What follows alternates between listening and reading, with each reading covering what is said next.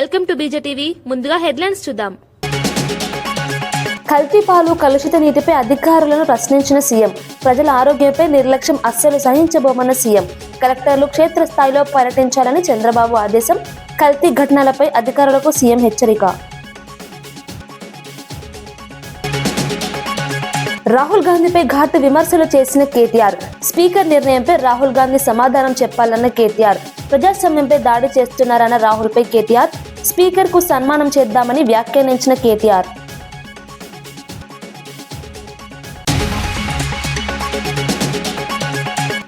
చంద్రబాబు అప్పులపై సీఏజీ లెక్కలే సాక్ష్యాలన్న జగన్.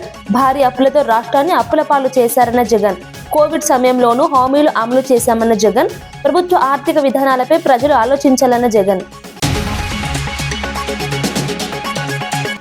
కాంగ్రెస్ ప్రభుత్వం దోపిడీ చేస్తుందన్న శ్రావణ్ దాసోజు. మైనింగ్ అక్రమాలపై ప్రభుత్వంపై దాసోజు ఆరోపణలు. వనరులను దోచుకుంటున్నారన్న ఎమ్మెల్సీ దాసోజు. అక్రమ మైనింగ్పై ప్రభుత్వాన్ని నిలదీసిన దాసోజు.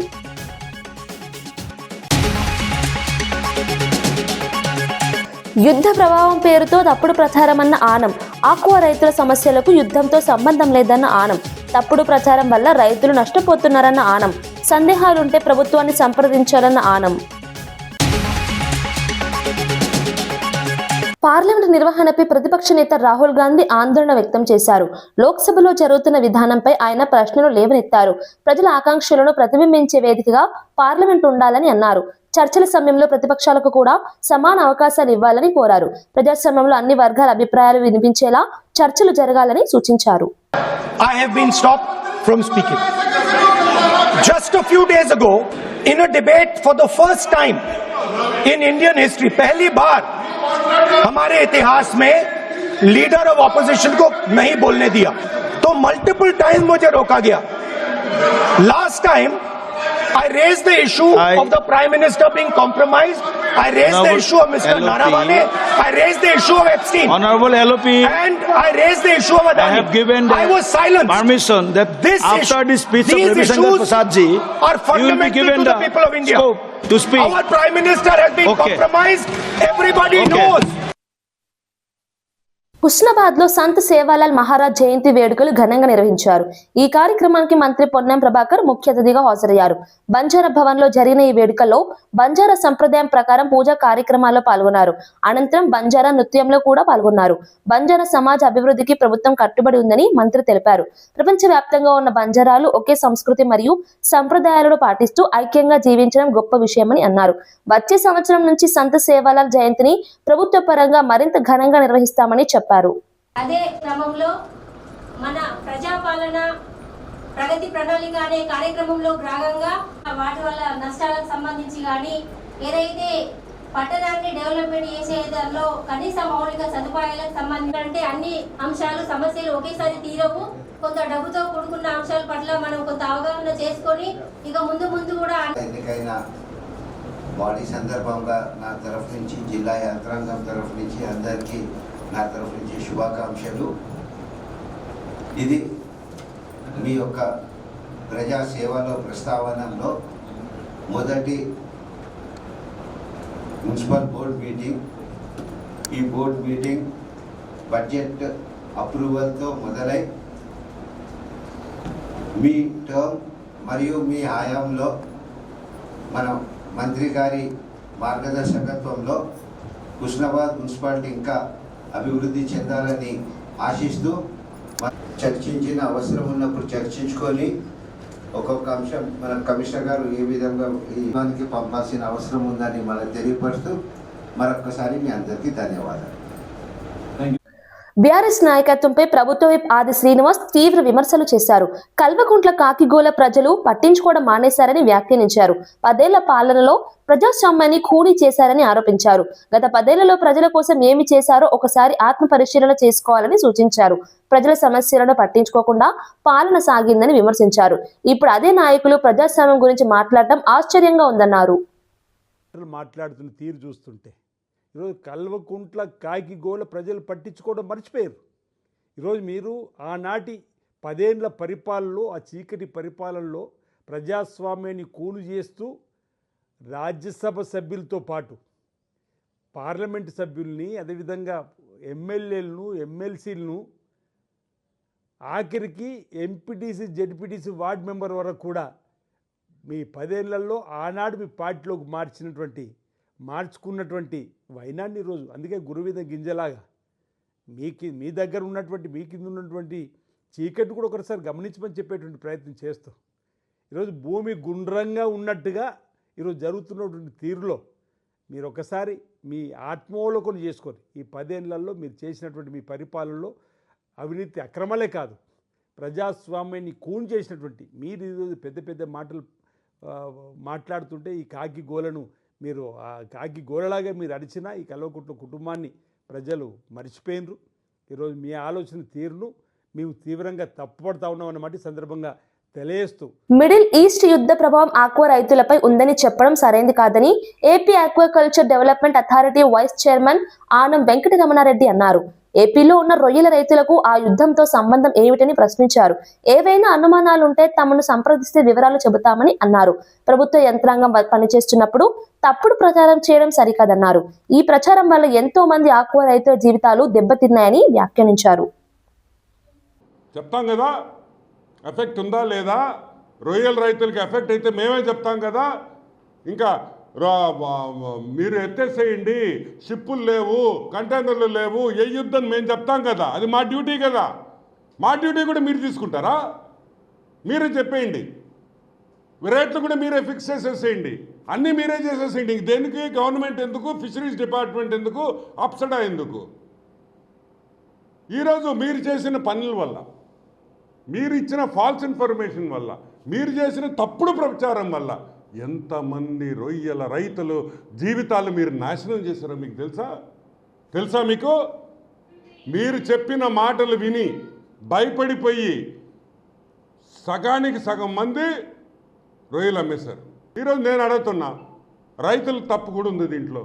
మీకు ఏమన్నా ఇటువంటి అనుమానం వస్తే, అరే షిప్పింగ్ లేదంట, రొయ్యలు అమెరికాకు పోవంట, లేకపోతే చైనాకు పోవంట అని మీకు అనుమానం వస్తే, రైతులు ప్రతి జిల్లా ఆఫీస్లో డిఎఫ్ఓలు ఉన్నారు.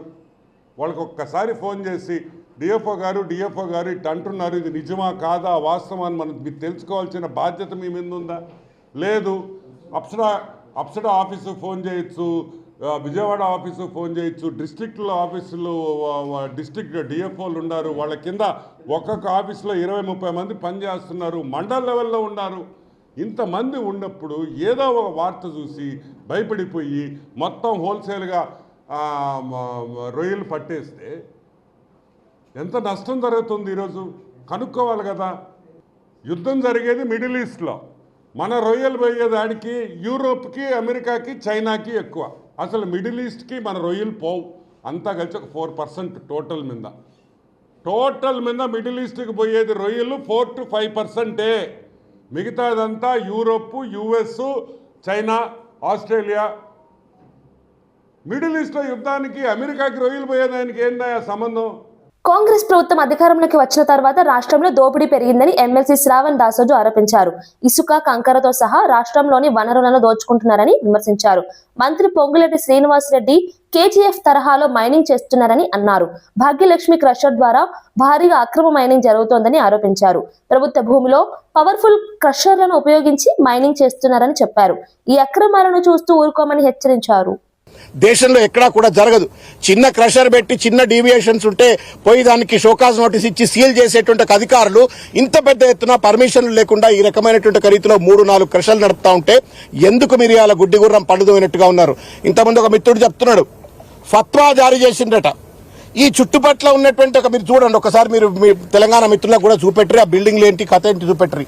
ఇక్కడ ఎవడు కన్స్ట్రక్షన్ చేసినా ఈ 17 ఎకరాలలో ఉన్నటువంటి ఈ 3-4 క్రషర్లలో వచ్చేటువంటి ఒక మెటల్ ను మాత్రమే తీసుకొని కన్స్ట్రక్షన్ చేయాలా?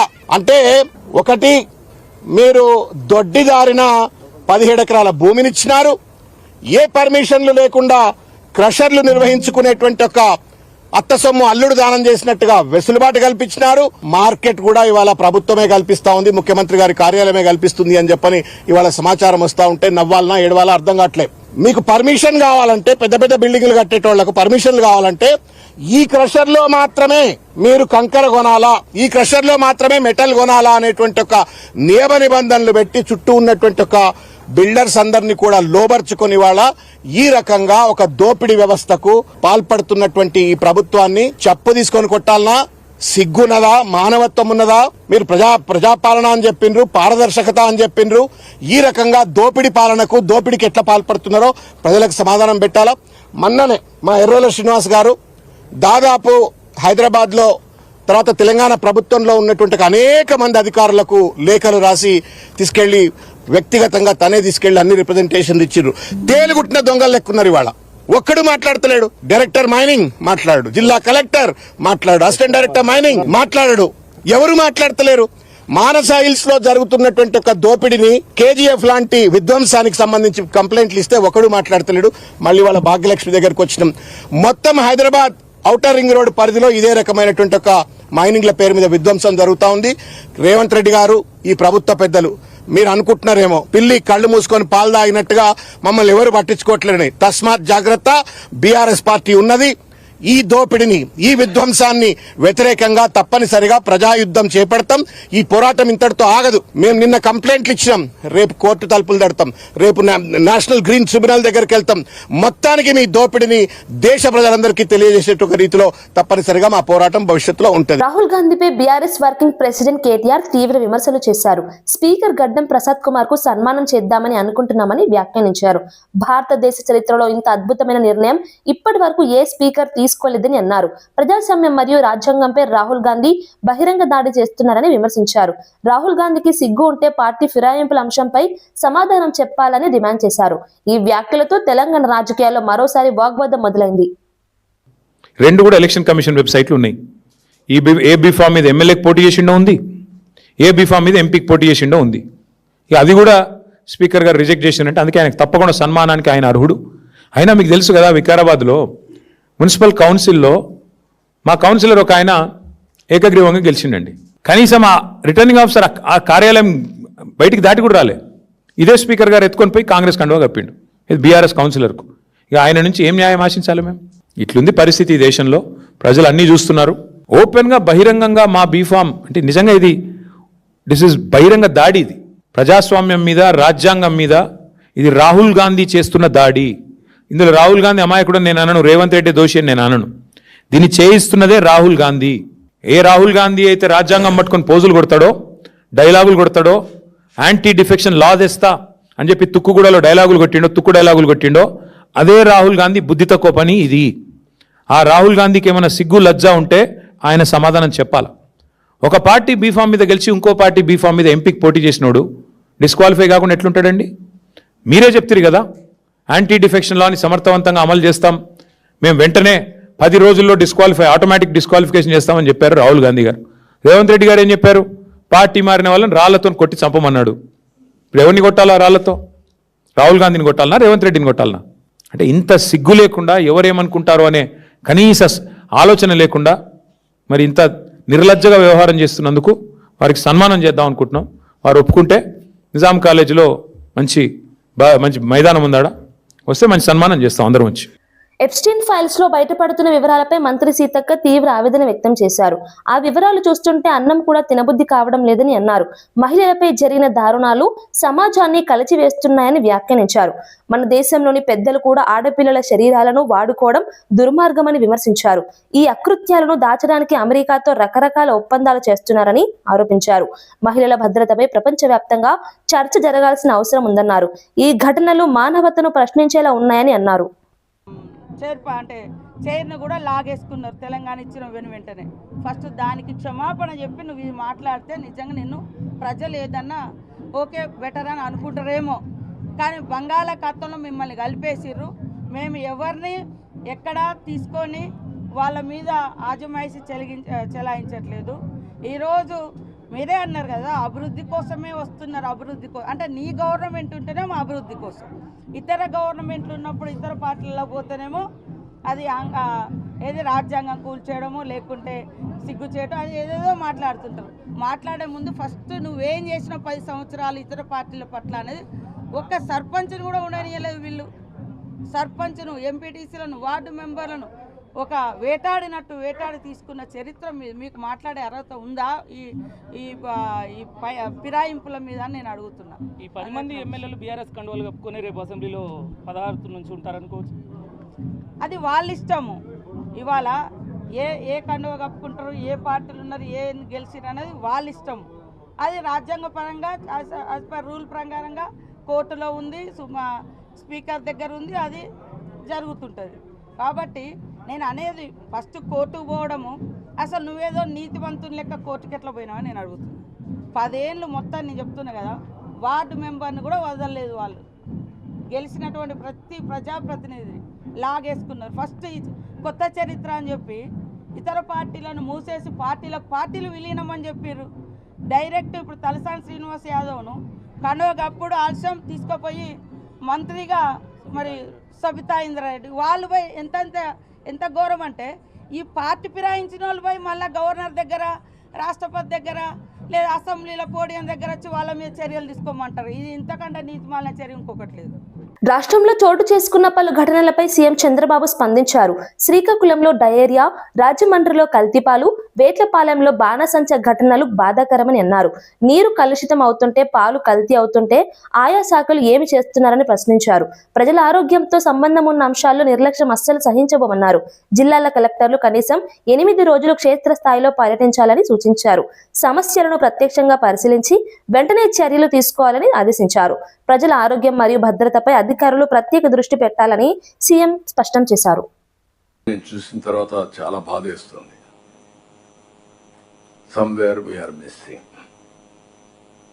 వి కెనాట్ మిస్ ఇట్. అందుకే నేను చెప్తున్నా, ఈరోజు చాలా కఠినంగా ఉంటాం.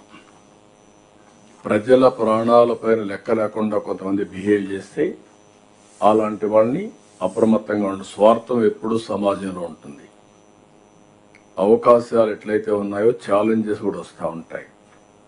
మనం ఫ్రీగా ఉన్నామంటే ఉదాసీనత వల్ల అడ్మినిస్ట్రేషన్ కింది వాళ్ళు కొంతమంది స్వార్థపరులు వచ్చి ఇవన్నీ చేసే పరిస్థితి వస్తుంది. ఈరోజు water contamination, is it not our responsibility? 3, food adulteration, what safety, food safety department is doing. 3వది ఈ బాణసంచాలు, ఇవన్నీ కూడా ఎక్స్ప్లోజివ్ ఉన్నప్పుడు what are all the safety measures we're taking? It is not on paper. I want to be very clear, will redefine all these things. It cannot happen. Anybody will commit.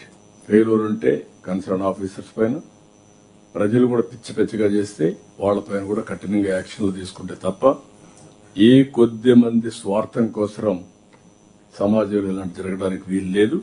అందుకే నేను ఒకటే చెప్తున్నా, all collectors, minimum 8 days in a month you must be in field. Then only you will have a grip.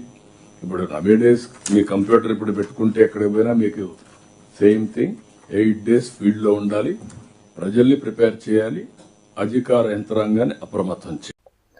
Velugumatla ఘటనపై BSP నాయకుడు RS Praveen Kumar తీవ్ర వ్యాఖ్యలు చేశారు. మహాత్మా గాంధీ మనవడు తుషార్ గాంధీ విగ్రహం అవసరం లేదని చెప్పినా ప్రభుత్వం పట్టించుకోలేదని అన్నారు. పేదల ఇళ్లను కూల్చివేయడం అన్యాయమని విమర్శించారు. వెలుగుమట్ల గాజాగా మారిందని, రేపు తెలంగాణ మొత్తం గాజాగా మారే ప్రమాదం ఉందని వ్యాఖ్యానించారు.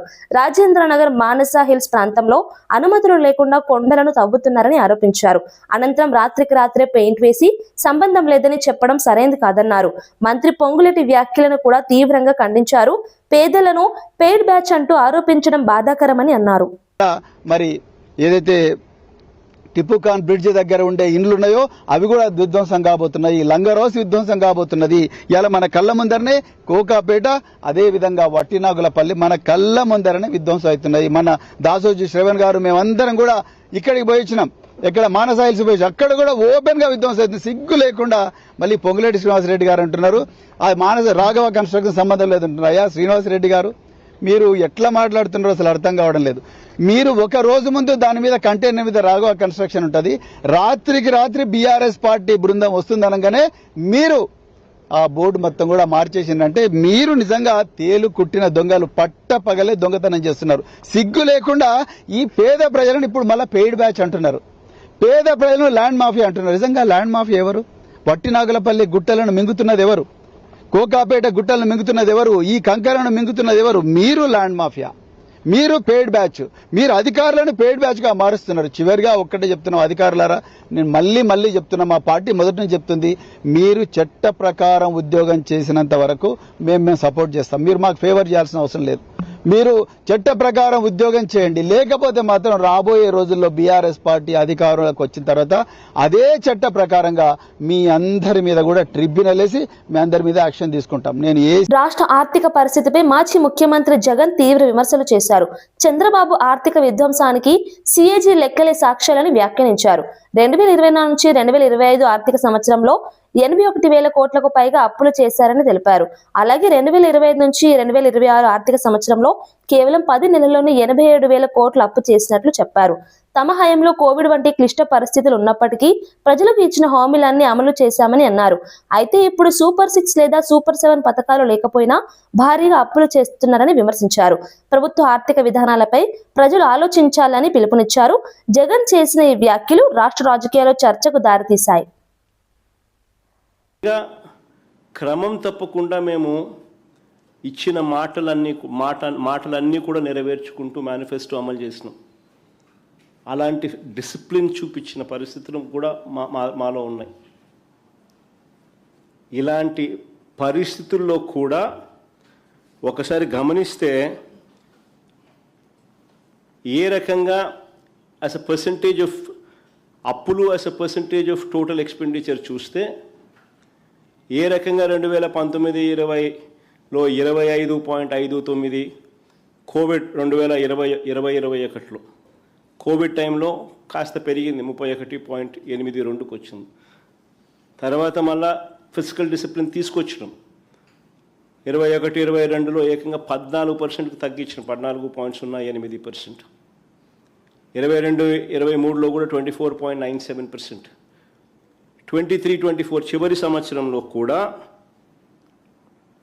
మా physical deficit as a percentage of total expenditure చూస్తే 26.52%. అదే చంద్రబాబు నాయుడు గారి హయాంకి ఒక్కసారి గమనిస్తే 2024-25లో ఏకంగా ఎలాంటి స్కీములు లేకపోయినా, సూపర్ 6, సూపర్ 7 లాంటి స్కీములు ఏవి లేకపోయినా, గతంలో మా ప్రభుత్వంలో ఉన్న పథకాలన్నీ రద్దు చేసిన ఏకంగా physical deficit as a percentage of expenditure, అంటే అప్పులు as a percentage of total expenditure 2024-25లో 32.5%కు పెరిగింది.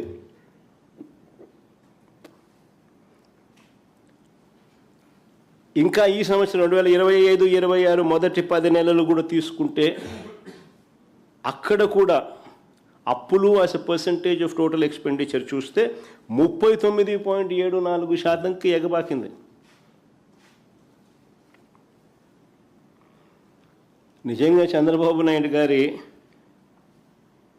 ఆర్థిక విధ్వంసానికి ఇవన్నీ కూడా చిత్రపటాలు. All these are paintings. ఆర్థిక విధ్వంసానికి సాక్ష్యాలు, ఆధారాలు, చిత్రపటాలు. తెలంగాణలో పార్టీ ఫిరాయింపుల అంశంపై స్పీకర్ గడ్డం ప్రసాద్ కుమార్ కీలక నిర్ణయం తీసుకున్నారు. ఎమ్మెల్యేలు కడియం శ్రీహరి, దానం నాగేందర్పై దాఖలైన అనర్హత పిటిషన్లను స్పీకర్ డిస్మిస్ చేశారు. 2 ఎమ్మెల్యేలు పార్టీ మారినట్లు ఆధారాలు లేవని స్పష్టం చేశారు. ఇప్పటికే ఇదే అంశంలో మరో 8 మంది ఎమ్మెల్యేలకు కూడా స్పీకర్ క్లీన్ చిట్ ఇచ్చారు. దీంతో పార్టీ ఫిరాయింపు ఆరోపణలు ఎదుర్కొంటున్న మొత్తం 10 మంది ఎమ్మెల్యేలకు భారీ ఊరట లభించింది. ఈ నిర్ణయం తెలంగాణ రాజకీయాల్లో చర్చనీయాంశంగా మారింది. ప్రతిపక్షాలు మాత్రం ఈ నిర్ణయంపై విమర్శలు చేస్తుండగా అధికార పార్టీ మాత్రం స్పీకర్ తీసుకున్న నిర్ణయం చట్టపరంగా సరైనదేనని చెబుతోంది. వార్తలు ముగించే ముందు ముఖ్యాంశాలు మరోసారి. కల్తీ పాలు, కలుషిత నీటిపై అధికారులను ప్రశ్నించిన సీఎం. ప్రజల ఆరోగ్యంపై నిర్లక్ష్యం అస్సలు సహించబోమన్న సీఎం.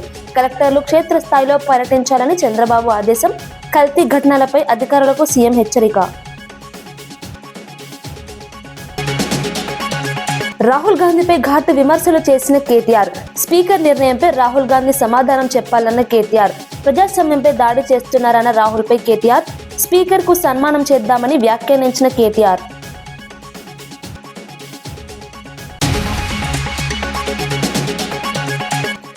చంద్రబాబు అప్పులపై సిఏజీ లెక్కలే సాక్ష్యాలన్న జగన్. భారీ అప్పులతో రాష్ట్రాన్ని అప్పుల పాలు చేశారన్న జగన్. కోవిడ్ సమయంలోనూ హామీలు అమలు చేశామన్న జగన్. ప్రభుత్వ ఆర్థిక విధానాలపై ప్రజలు ఆలోచించాలన్న జగన్. కాంగ్రెస్ ప్రభుత్వం దోపిడీ చేస్తుందన్న శ్రావణ్ దాసోజు. మైనింగ్ అక్రమాలపై ప్రభుత్వంపై దాసోజు ఆరోపణలు. వనరులను దోచుకుంటున్నారన్న ఎమ్మెల్సీ దాసోజు. అక్రమ మైనింగ్పై ప్రభుత్వాన్ని నిలదీసిన దాసోజు.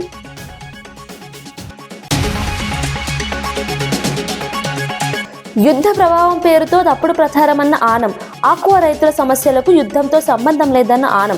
తప్పుడు ప్రచారం వల్ల రైతులు నష్టపోతున్నారన్న ఆనం. సందేహాలుంటే ప్రభుత్వాన్ని సంప్రదించాలన్న ఆనం. ఇవి ఈనాటి వార్తా విశేషాలు. మరో బులెటిన్లో మళ్ళీ కలుద్దాం. నమస్కారం.